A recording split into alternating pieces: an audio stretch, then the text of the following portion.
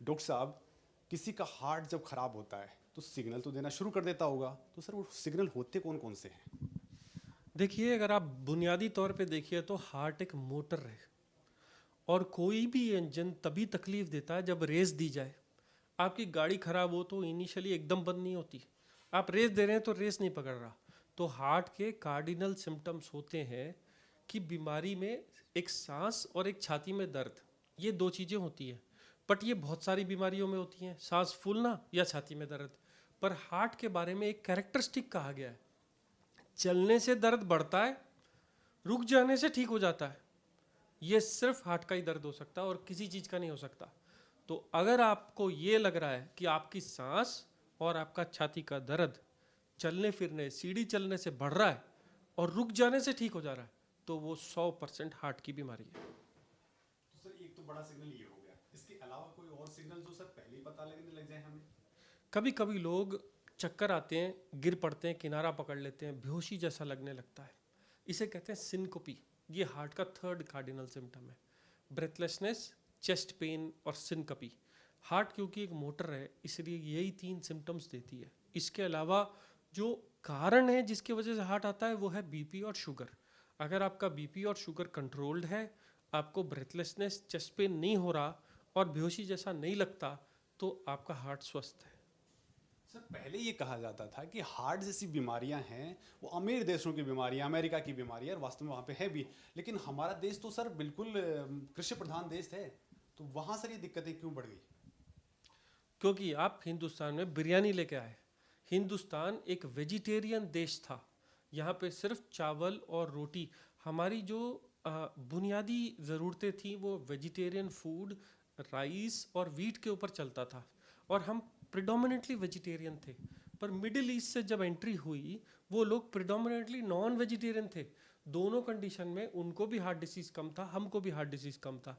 पर जब हमने इन दोनों को जोड़ दिया, चावल और नॉन वेज को, तो बनी बिरयानी। मैं बिरयानी को दोष नहीं देता हूँ, बट जो उसके दो कंटेंट्स हैं, चावल और नॉन वेज, जब ये जुड़ा तब हार्ट डिसीज़ बढ़ गए। और सिर्फ यहाँ नहीं बढ़े, हिंदुस्तान में नहीं बढ़े, हम लोग जेनेटिकली अमेरिकन से ज़्यादा कोरोनरी आर्टरी डिसीज़ पाते हैं। आपने देखा होगा कि अमेरिका में 40 साल के ऊपर हार्ट डिसीज़ आती है, इंडिया में 30 ईयर्स पे आना शुरू हो गई। अमेरिकन लोग इंडियन से ज़्यादा मोटे होते हैं, भारे होते हैं, 100-100 किलो के रहते हैं, हैमबर्गर्स, पता नहीं क्या क्या तरह की चीज़ें खाते हैं।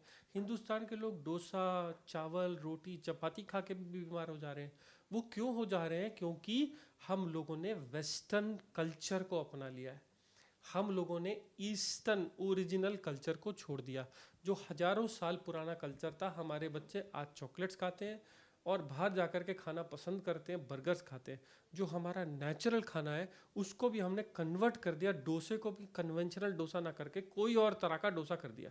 Basically change of food and in activity. पैसा ज़्यादा आ गया, खाना ज़्यादा खाने लगे।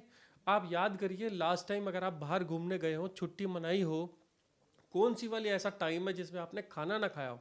संडे को बाहर घूमने गए, बाहर खाना खाया, मूवी देखने गए, खाना खाया। कोई भी चीज़ हो, हम लोग खाना खा रहे हैं। तो मैं गरीब देश कैसे बोलूँगा जो हर टाइम खाना खाते हैं? ठीक है, हम खर्चा ज़्यादा नहीं करते, ठीक है, हमारी जेब में पैसा ज़्यादा नहीं है, पर over eating not on demand, just for fun, आज की तारीख में सबसे बड़ा खुशी जो है वो खाना हो गया है। आप देखिए, किसी को शादी पे बुलाइए और खाना नहीं खिलाएं, ऐसा नहीं होता। आप किसी को घर में बुलाएं तो उसको पूछते ज़रूर हैं। आप घर में 3 टाइम ज़रूर खाना खाते हैं।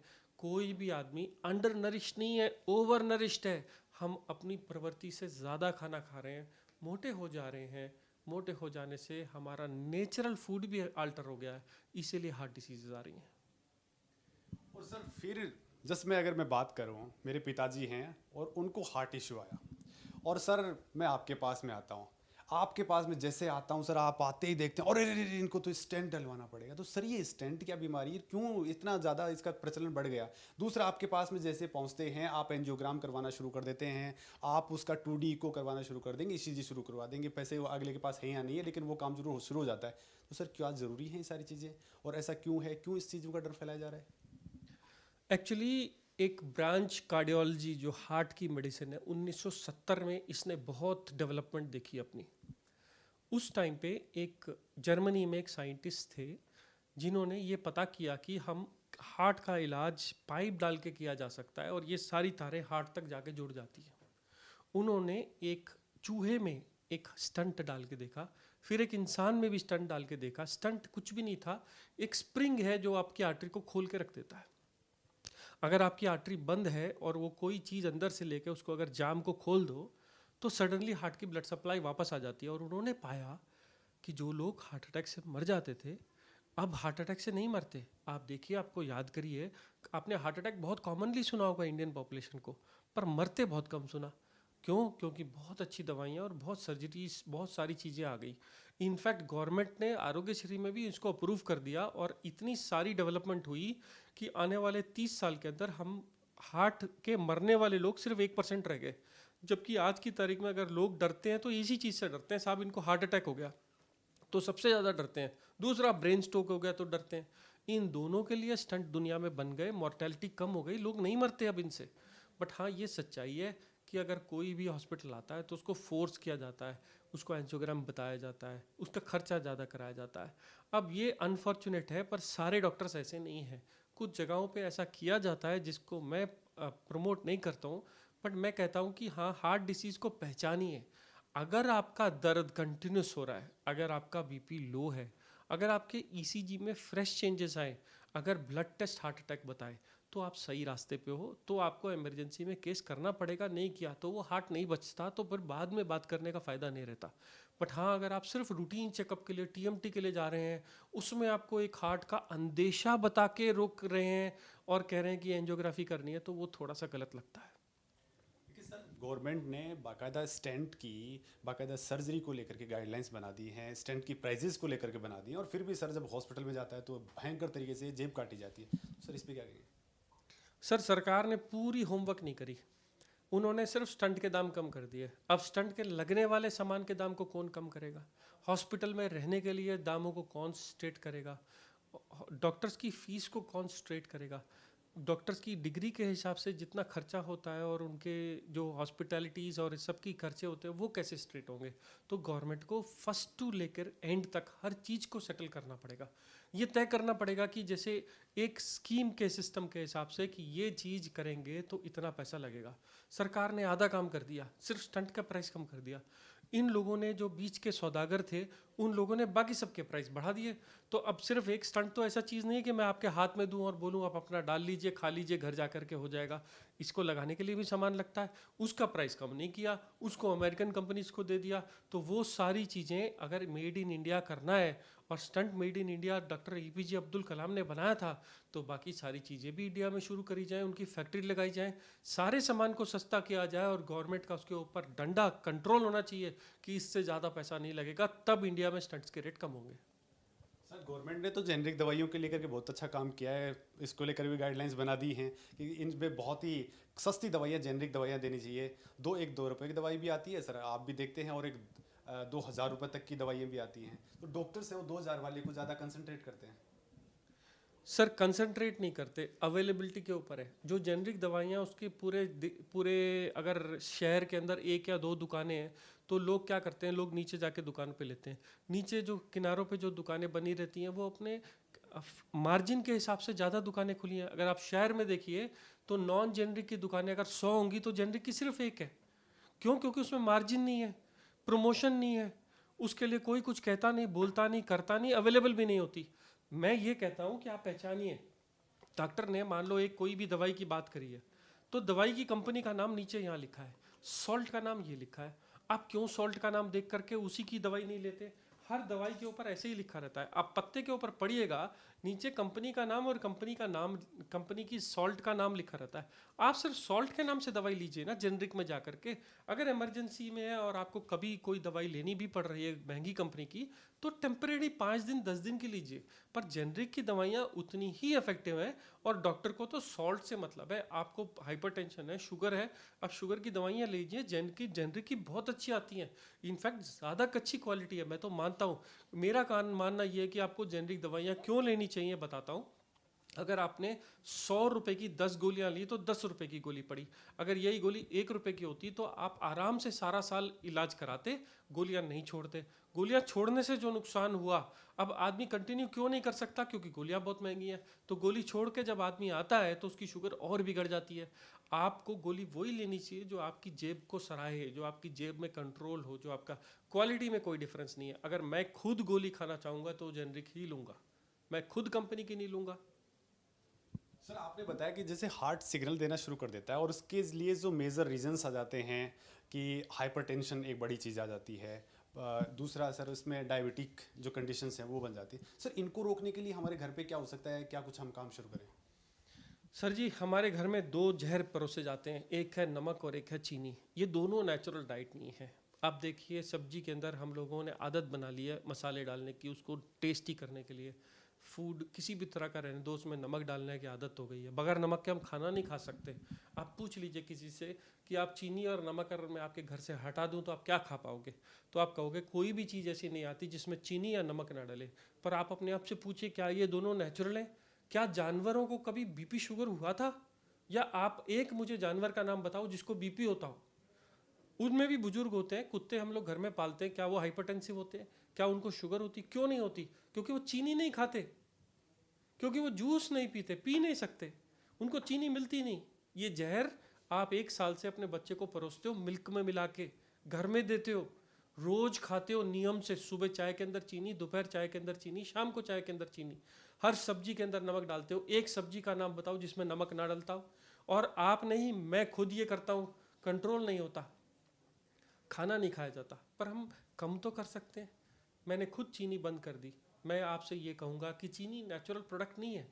कुछ लोग उसके बजाय गुड़, नेचुरल गुड़, कुछ भी नेचुरल नहीं होता, ये सब अननेचुरल प्रोडक्ट्स हैं। कितना भी नेचुरल की बात करिए, चीनी और गुड़ नहीं खाने हैं, जूस नहीं पीना है। आपको नेचर ने मिठाई के लिए फल दिया है, कितना मर्जी खाइए, कोई प्रॉब्लम नहीं है। नमक को ऊपर से मत डालिए, सिर्फ इतना डालिए जिससे आपका घर चले। अगर नमक और चीनी 2 जहर आप अपनी ज़िंदगी से बाहर निकाल सकते हैं तो आपको हार्ट डिसीज़, बीपी और शुगर होगा ही नहीं, और है तो कंट्रोल हो जाएगा। खैर सर ये बात तो होगी, लेकिन सर एक चीज़ और देखने को मिलती है कि इंसान को जब प्रॉब्लम आती है डॉक्टर के पास भाग करके जाना चाहिए। और मुझे लगता है कि अगर वो प्राइमरी स्टेज में भी जाता है, आप लोगों के पास में आता है, तो वो बेटर तरीके से आप उसका ट्रीटमेंट कर सकते हैं और बेटर तरीके से काम हो सकता है। लेकिन सर डर लगता है जेब कटने का सर, तो वो जेब कटने वाला जो सिस्टम है सर वो कम कैसे हो सकता है? इसको लेकर के सर आप क्या कहेंगे कि जो हॉस्पिटल की तरफ आदमी जो बिल्कुल नेचुरली चला जाए और नेचुरली उसका ट्रीटमेंट भी उसी तरीके से, उसकी जेब भी ना कटे, तो ऐसा कौन सा सीन क्रिएट हो सकता है? आप कौन सा ऐसा आइडियोलॉजी हो सकती है जिसके तहत ये सारे काम बहुत स्मूथ चलना शुरू हो जाएं? मैं इसका जवाब तो दूंगा, पर बहुत लोग पसंद नहीं करते ये बात। आपने देखा होगा लोग क्लिनिक्स में जाना पसंद करते हैं, डॉक्टर को क्लिनिक में दिखाना पसंद करते हैं, क्योंकि उनको पता है क्या एक्सपेक्टेड है। पता है मैं इतनी फीस दूंगा और मेरी बात रखी जाएगी। हॉस्पिटल लोग डर के मारे नहीं जाते कि एडमिट करने को बोलेंगे, बड़े बड़े खर्चे बनाएंगे, बड़ी बड़ी बीमारियों के नाम बताएंगे। एक्चुअली गलती हमारी बुनियाद में है। पूरे वर्ल्ड में ज़्यादातर डेवलप्ड नेशंस के अंदर medical system, medical facilities free हैं। इसको कभी भी बिजनेस का दर्जा नहीं दिया गया। मैं ये मार्केट से चीज़ लेके आया, 1 रुपए की, 2 रुपए की बेच दी, इसको बिजनेस कहा जाता है। आज की तारीख में अनफॉर्चुनेटली हेल्थ सिस्टम एक बिजनेस बन गया है। बहुत कम लोगों के हाथ में ये चाबी चली गई है। हॉस्पिटल में 100 डॉक्टर्स काम करते हैं, सिर्फ अपनी फीस लेते हैं, पर उनके ऊपर जोर दिया जाता है कि आप कमा के दीजिए मुझे, नहीं तो आपको निकाल दिया जाएगा। इस वजह से यह माफिया सिस्टम में कन्वर्ट हो गया है।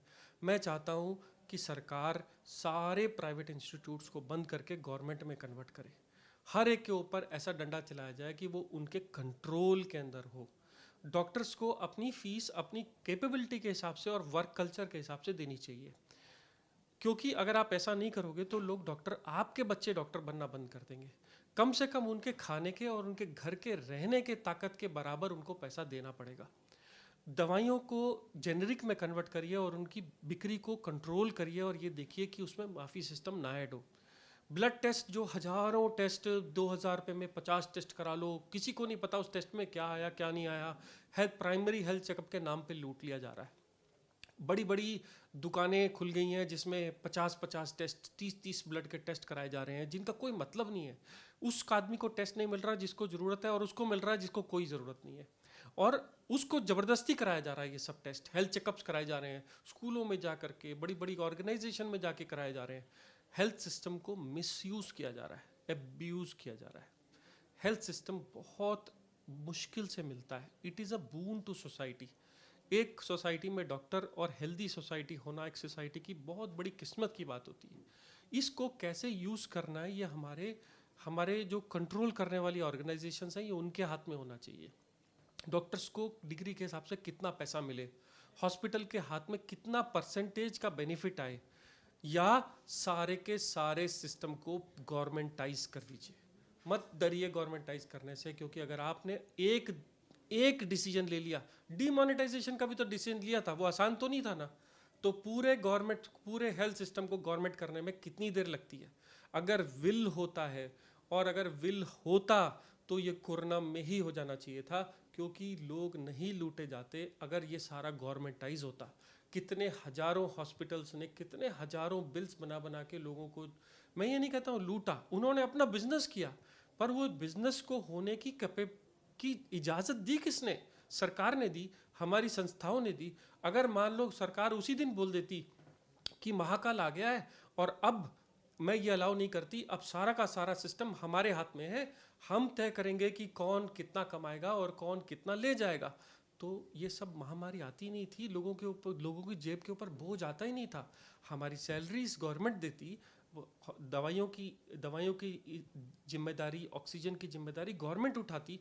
अगर ऐसा होता तो पूरे वर्ल्ड में इंडिया को सराहा जाता। आज की तारीख में भी अमेरिका हमसे ज़्यादा महंगा हेल्थ सिस्टम कह रहे हैं, हमारा तो बहुत एफिशिएंट हेल्थ सिस्टम कह रहे हैं, बट हमारे लोग अफोर्ड नहीं कर सकते। इसके लिए पॉलिटिकल विल की ज़रूरत है, पर किसी एक आदमी को इसके ऊपर इनिशिएट करना पड़ेगा। अगर आप अच्छे तरीके से इसको इनिशिएट करेंगे तो ना कि हमारी सोसाइटी, बाकी हमारे सारे डॉक्टर्स जितने भी इसमें काम करते हैं दिलो जान से, ये सोच करके कि हम डॉक्टर इसलिए बने थे कि लोगों की सेवा करेंगे, उन लोगों का भी ये प्रण पूरा होता है। सर इससे तो आपसे पूरा प्राइवेट हेल्थ सेक्टर जो है वो बड़ा आपसे नाराज़ हो सकता है। लेकिन सर दूसरा पॉइंट ये भी है कि गवर्नमेंट के जो हॉस्पिटल्स हैं सर, आपने उस्मानिया हॉस्पिटल देखा है, दिल्ली के एम्स की हालत भी देखी है सर, कुत्ते तक भ्रमण कर लेते हैं सर आईसीयू के अंदर। तो ये सर एक बड़ी प्रॉब्लम है, तो वो गवर्नमेंट के अंदर ये प्रॉब्लम आती आती है। सर इस पर क्या कुछ कहेंगे? सर मैं भी गवर्नमेंट सिस्टम से पढ़ के आया हूँ और कम से कम 3 गवर्नमेंट इंस्टीट्यूट्स में काम किया है। अगर आप मेरे मन की बात पूछे तो मैंने जो सबसे ज़्यादा केयर, अगर सबसे ज़्यादा मन से किसी आदमी की सेवा करी है तो गवर्नमेंट इंस्टीट्यूट में ही की थी। और आज की तारीख में भी जो नए डॉक्टर्स बन के गवर्नमेंट इंस्टीट्यूट्स में जाते हैं बहुत अच्छा काम करते हैं, क्योंकि उनको कोई लालच नहीं है, कोई पैसे की कमाई नहीं है। उनको तो रात में सिर्फ सोने को जाना है, 10,000 रुपये दे दो, उनका खाना हो जाता है, वो खुश रहते हैं। उसमें तो इतना पायस है कि वो तो एक मंदिर की तरह है गवर्नमेंट इंस्टीट्यूट। सिर्फ फ़र्क क्या है कि वहाँ की सफाई, वहाँ की बेसिक केयर, वहाँ की मेडिसिन, वहाँ की एक्सरे की मशीन अगर ख़राब होगी तो उसको रिपेयर कराने, संस्थान को चलाने के लिए एक विल चाहिए रहती है। काम करने वाले डॉक्टर्स आपके पास हैं, मेडिकल स्टूडेंट्स बहुत जी जान से मरीज की सेवा करते हैं, सिर्फ सिस्टम को सही करना है। सिस्टम में जो हमारी जो अड़चनें लगी हुई हैं कि इससे अप्रूवल चाहिए, उससे अप्रूवल चाहिए, नहीं तो ये मशीन ख़राब पड़ी रहेगी, ये नहीं आएगा, वो नहीं आएगा, दवाइयाँ टाइम पे नहीं मिलेगी। नहीं तो गवर्नमेंट सिस्टम पूरे वर्ल्ड में प्राइवेट सिस्टम से बेटर है। सिर्फ प्राइवेट सिस्टम फास्ट है, वहाँ पे क्वेश्चंस नहीं पूछे जाते, वहाँ पे अप्रूवल्स नहीं लिए जाते, वहाँ पे विल है काम करने का। प्राइवेट में, प्राइवेट सिस्टम गवर्नमेंट सिस्टम से अच्छा नहीं है, फास्ट है। सर बहुत ही बेहतरीन चीज़ें आपने हमारे साथ में डिस्कस की हैं, और एक हार्ट को स्ट्रॉन्ग करने के लिए आपने जो तरीके बताए हैं वो वास्तव में अपने आप में बेहद खास हैं। तो दोस्तों इस जानकारी को भी आप ज़्यादा से ज़्यादा शेयर करें ताकि ये जानकारी लोगों तक पहुँचे और उनकी हार्ट से रिलेटेड बीमारियां बहुत अच्छे तरीके से ठीक हो सकती हैं। और पहली बात तो उनको डॉक्टर्स तक भी पहुँचने की दरकार नहीं पड़ेगी, जो डॉक्टर साहब ने आपको पूरी चीज़ें बता दी हैं। धन्यवाद।